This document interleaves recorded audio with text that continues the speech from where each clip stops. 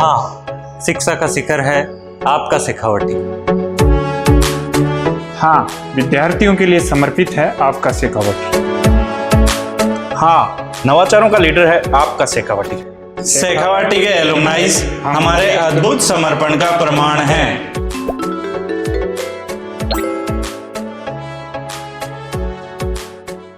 क्या है ये ई लाइब्रेरी? लाइब्रेरी हम सब जानते हैं कि हमें जो भी आवश्यकताओं की पूर्ति होती है, किताबों के माध्यम में, ज्ञान बढ़ाने के माध्यम में, व्यवहारिक जीवन के बारे में बातें सीखने में, वो सारा हमें एक फिजिकल प्लेटफॉर्म के रूप में मिलता है जहाँ जाके हम बुक्स कलेक्ट करते हैं और उनसे वो ज्ञान प्राप्त करते हैं। ई लाइब्रेरी एक ऐसा नया कंसेप्ट आया है, जैसा अभी हमने देखा मोदी जी भी आजकल काफ़ी प्रमोट कर रहे हैं डिजिटल इंडिया को। तो ये डिजिटल इंडिया से जुड़ा हुआ कंसेप्ट है ई लाइब्रेरी। जो भी हम फिजिकली बुक्स को ये मानकर चलिए फिजिकल एनवायरनमेंट देखते थे, उस सारे के सारे एनवायरनमेंट को उठाकर डिजिटल कर दिया जाए, घर बैठा बच्चा उस लाइब्रेरी वाली फील ले सके। ये होता है ई लाइब्रेरी। तो हमने भी अपनी लाइब्रेरी के साथ में एक ई लाइब्रेरी का कंसेप्ट ऐड किया है, जिसमें हमने ये किया कि पॉजिटिव ई लाइब्रेरी किस तरीके से बच्चों के काम आए।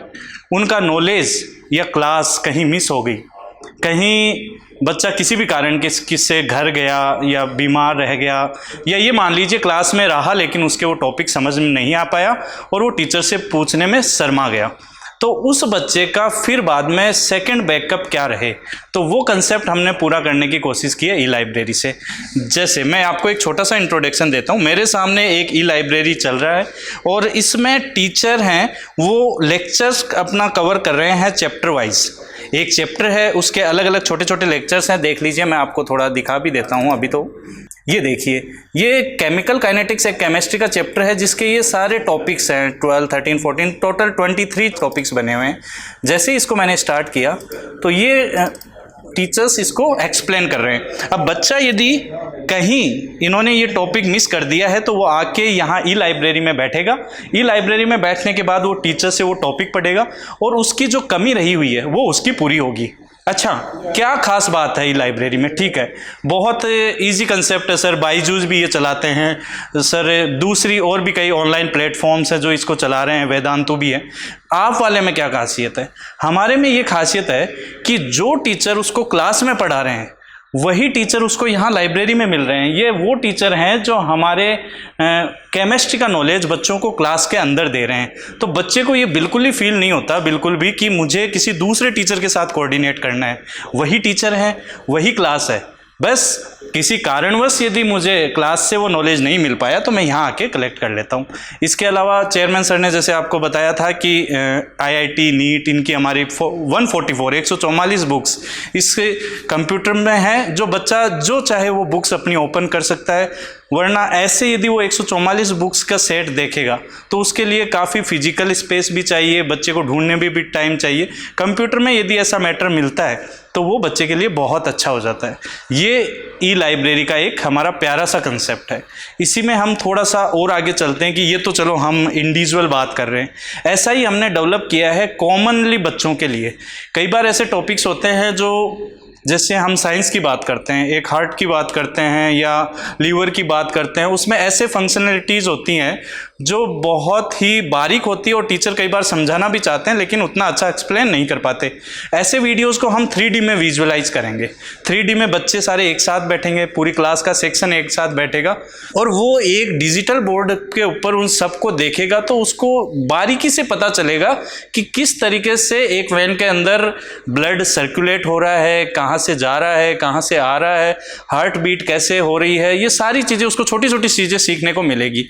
तो उसकी तरफ मैं आपको लेकर चलता हूं। जैसे कि मैंने आपको बताया था कि अब हम उस प्लेटफॉर्म के ऊपर चलते हैं जहां कॉमनली एक सेक्शन को बिठा के, इंडिविजुअल तो हमने बात की, लेकिन सारे सेक्शन को बिठा के यदि किसी वीडियो को 3D में एक्सप्लेन करना हो जो बच्चे को ये मान के चलिए कि जीवन भर याद रहे। ऐसी बात नहीं है कि एक एग्जाम के लिए याद रहे, उसको जीवन भर क्या सीखता है। तो ऐसी चीज़ें क्या होता है कि हर बच्चे के लिए ये पॉसिबल नहीं है कि उसके घर में इंटरनेट हो, कंप्यूटर हो, या फिर यदि ये सारी व्यवस्थाएं हैं तो उसको उनको कोई गाइड करने वाला हो कि बेटा ये वीडियो अच्छे हैं, आप ये वीडियो देखिए, इससे आपका नॉलेज बढ़ेगा।